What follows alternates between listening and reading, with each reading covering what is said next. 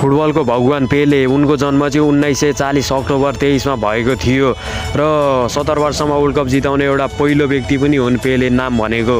पहिलो world cup चाहिँ 1958 मा जिताएका थिए र 2 गोल पनि हानेका थिए। 1962 मा उनकै गोलले गर्दा वर्ल्ड कप जितेको थियो।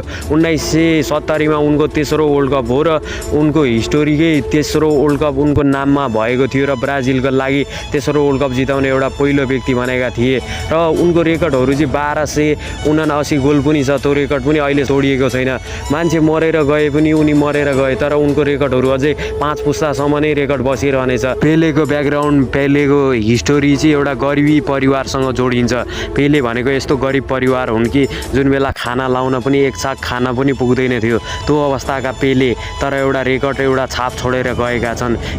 यो संसारबाट बिदाई भए पनि एउटा कपीमा छुट्टै नाम र छुट्टै रेकर्ड छोडेर गएका छन्। त्यही भएर मनैदेखि मिस यु छ पेले। हजुर यदि गरिब हुनुहुन्छ भने तपाईहरू मेहनत गर्नु, सङ्घर्ष गर्नुस्, एक दिन सफल हुनुहुनेछ। आज मेहनत गर्नुस्, एक दिन फल पाउनु नै हुनेछ।